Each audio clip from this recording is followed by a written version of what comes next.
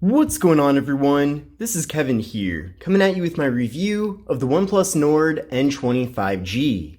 Now, this is yet another mid-range device from OnePlus, and it launched about a month ago. Now, as of now, this device is being offered in the US through T-Mobile and also Metro by T-Mobile, and it is possible that at some point this device will be offered factory unlocked. Now, to see info related to the most up-to-date pricing and availability, definitely take a look at all the various links in the video description, as I'm sure that will be changing as time goes on. Now, the Nord N20 5G is the successor to the OnePlus Nord N10 5G, which launched about a year and a half ago.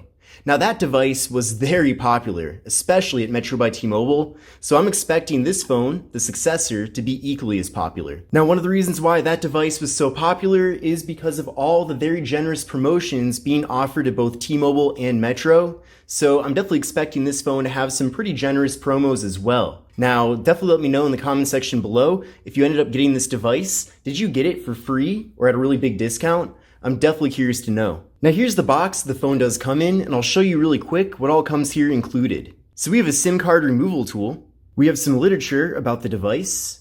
We have a USB-C cable for charging and data transfer. And this is especially awesome. We have a 33-watt SuperVOOC wall adapter included in the box. Now, this is already impressive enough to see, as most higher-end smartphones especially no longer even give us a wall adapter as it is. And typically with mid-range and lower-end phones, they give you a really cheap and low-end wall adapter. But in this situation, this is a very fast-charging wall adapter, so it's really nice that this does come included here, because if you were to buy this separately on its own, it would cost a bit of money. Now, with the OnePlus Nord N20 5G, we're getting a very large 6.43-inch display. Now, this display is AMOLED. It's a 1080p display. We have a PPI here of 409, so very crisp and clear. We have a 20:9 aspect ratio, so a more narrow but taller form factor. And we have an 85.3% screen-to-body ratio. Now, when I first heard that this phone was going to have an AMOLED display, I was very impressed, and I still am impressed. There are not too many devices in this particular kind of lower mid-range segment that have AMOLED. There is the Galaxy A53 5G, but that phone is technically slightly a tier higher than this one. So that phone is a great display, but the fact that we are getting AMOLED with this is something that I wasn't expecting, and I'm really glad to see here. Now, of course, with it being 1080p as well, that just makes things even better. So being able to see content on this display with AMOLED, 1080p, and then such a large canvas at 6.43 inches really makes this phone an excellent content consumption device. So if you want to watch videos on here, then this phone's great for that. And of course, if you want to read ebooks or browse the web or go on social media, this phone will also work really well too. And then with the display being AMOLED, you're getting really good viewing angles on the phone versus a phone that has an LCD display. Now, we do have a slightly thicker bottom bezel here, but all the other bezels are very small. And I appreciate as well that we do have a hole punch for the front-facing camera. Now, that front camera is 16 megapixels, and stay tuned for later on in the video, as I'll be showing you a variety of different photo and video samples from all the various cameras on this device. Now, internally with this phone, we're getting 128 gigabytes of storage, and along with that, we're also getting microSD card expansion. So 128 gigs, that's really good for a lower-end mid-range phone like this one, so that's great.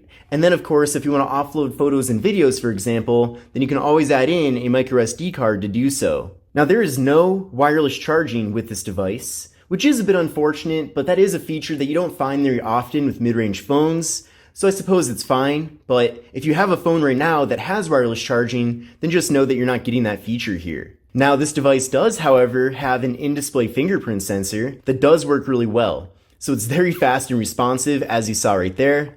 Let me try it out one more time. So again, very quick. And what's especially interesting is that from my experience of using this in-display fingerprint sensor, it's faster and more responsive than my experience with the in-display fingerprint sensor on the Pixel 6 Pro. So that really says a lot, and they really couldn't have implemented this any better.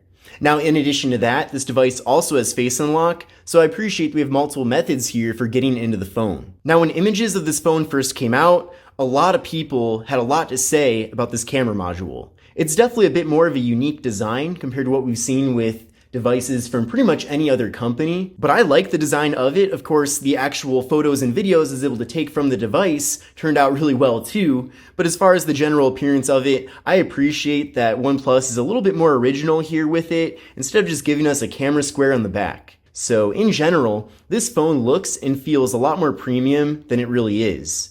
Now it is made completely out of plastic, but I do feel like OnePlus really made the most given what they had to work with. Now as far as the cameras themselves go, we do have a triple camera setup on the back of the phone. We have a 64 megapixel main camera, a 2 megapixel depth sensing camera, and a 2 megapixel macro camera for close-up images. So it is pretty disappointing that we don't have an ultra-wide camera with this device.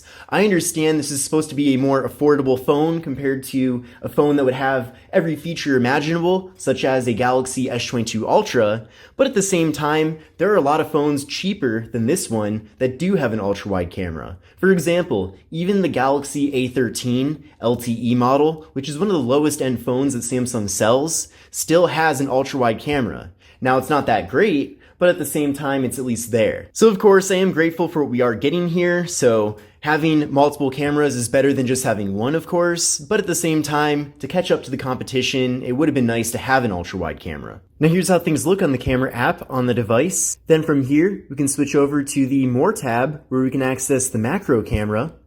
So you can get very close up here and have things be in really good detail. Of course, we've also got portrait mode, so you can get those nice blurred out backgrounds. And then we can flip around to the front-facing camera to take portrait selfies. Or we can also take standard selfies as well. Now when it comes to video, unfortunately, video recording is maxed out at 1080p for both the front and rear cameras.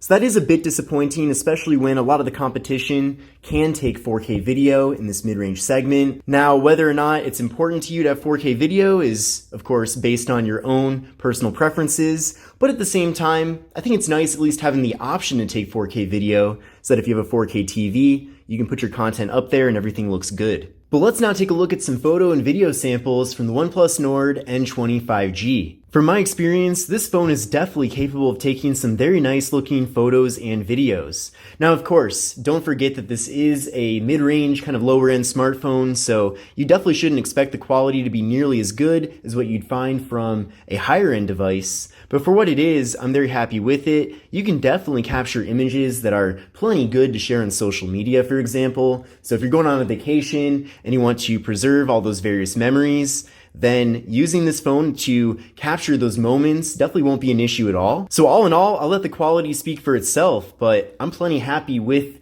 the quality from the various cameras on the phone. But let's now take a look at some video samples from this device. What's going on, everyone? This is Kevin here, coming at you with a 1080p front-facing test video from the OnePlus Nord N20 5G. I'm definitely curious to know what you think of both the video and audio quality. And here is a 1080p rear-facing video from the OnePlus Nord N20 5G.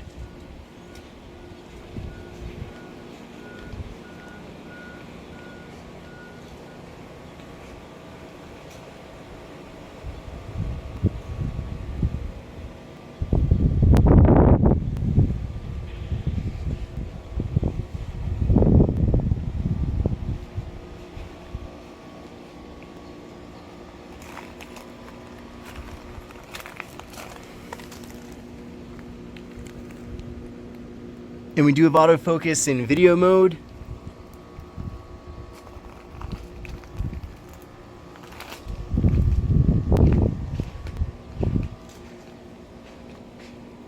Now moving on, let's talk about the processor and RAM. Now with this device, we have 6 gigabytes of RAM paired up with the Qualcomm Snapdragon 695 5G processor. So that's a pretty good amount of RAM, but the actual processor itself has been great as well. Now for a mid-range device, you definitely can't expect this to perform at the same level as a top-of-the-line Samsung phone, for example, or the OnePlus 10 Pro. Now, it's going to be fast enough for the needs of the majority of people out there. It's fine for checking social media, doing phone calls, text messages, watching video content. You're probably going to mostly run into slowdowns when you're playing high-performance games, or if you're doing more demanding tasks on your phone like editing videos. But for the majority of people out there, what we're getting here is totally fine. Now I did run a benchmark test using Geekbench 5 And I'll show you the scores from that test right now. And you can see here, I got a single core score of 679 and a multi-core score of 1966. So what I recommend doing is running this test on your current phone and then compare your scores to these scores to get a better idea of if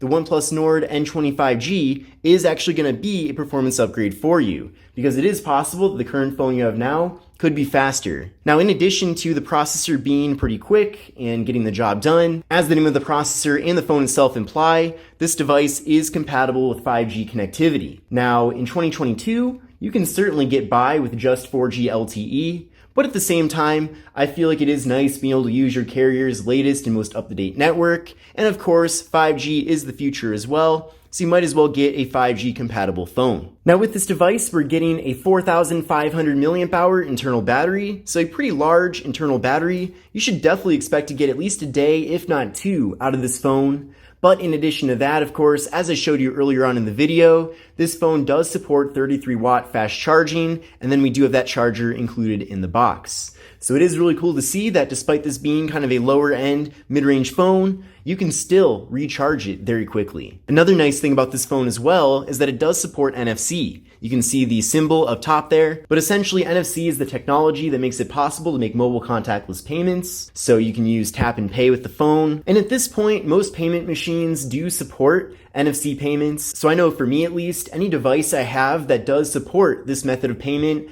I prefer to use that when I'm out shopping. So it's definitely an important feature to have, and I'm glad that we have it here with this device, especially since there are a lot of lower end phones that don't have NFC, which is a bit surprising considering that we're now in 2022. Now, one unfortunate thing about this device is that it does run Android 11 out of the box. Now at this point, Android 12 has been out for a while, and we have Android 13 coming out pretty soon. Now, I'm sure this phone eventually will get updated from Android 11 to Android 12, but the problem is that OnePlus is only going to be giving this phone one major Android software update.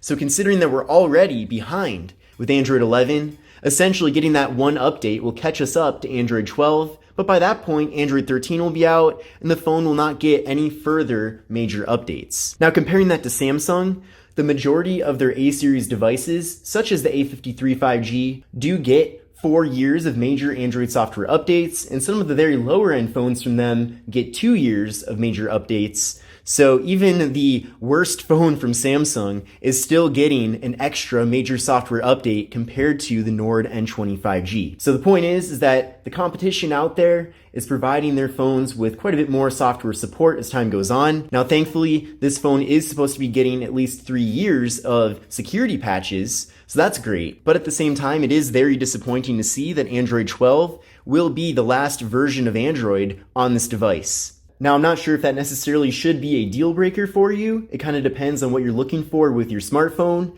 If you're just looking for your smartphone to function the same way as it did when you took it out of the box, then I suppose you won't have any issues or problems with that. But if you are looking forward to getting some of the new features from Android as they come out each year, then you probably will be disappointed and you'll probably want to go for something else that actually will give you a lot of software updates. But now that we've gone over a variety of the different features about this device, let's now take a closer look at the hardware. And I already talked quite a bit about the build, but this phone is made completely out of plastic and the display is glass. Now it does have a bit of a boxy form factor, which is certainly something that I am a fan of. In some ways, it kind of reminds me of the iPhone, but on the other hand, iPhones have also had rounded edges in other times and other generations. So I think it definitely has kind of a design of its own, and I am a big fan of it. But since it is made out of plastic, I do recommend getting some sort of case to put on the phone. But taking a look at the left side of the device, we have the slot for the micro SD card and SIM card, volume up and volume down. Then on the right side, we have the power button. Then up top here, we have the noise canceling microphone. And then on the bottom of the device, we have the 3.5mm headphone jack, microphone, USB-C port for charging and data transfer, and the speaker. And then on the back of the phone, I like that it is a matte finish here. It has kind of a wavy look to it as well, and it doesn't pick up too many fingerprints, which I definitely appreciate. But we have that triple camera setup, the flash, OnePlus logo, and that's pretty much it. So again, it's a pretty good looking stylish handset considering that it is kind of a lower end option from OnePlus. So in general, I think they did a great job designing it. One other downside with this device, which I almost forgot to mention, is that there is no stereo audio. So if you're watching a video or playing music, you're only going to be getting audio coming out of the main speaker on the bottom of the device. Now, thankfully, this speaker does get pretty loud, and you'll have no issues just sitting back and relaxing and watching videos or listening to music with this device. But at the same time, I would have preferred to have stereo audio, which means that we'd also get audio coming out of the earpiece. Because as of now, the only purpose for the earpiece is for phone calls. But this concludes my review of the OnePlus Nord N25G. I hope you enjoyed the video, and if you did, definitely make sure to give the video a thumbs up and sub to the channel. I already have a variety of other videos on the channel about this phone as well, so definitely make sure to check out that content. But this is Kevin here. This is the OnePlus Nord N25G, and I will see you in the next one. Take care and have a great rest of your day.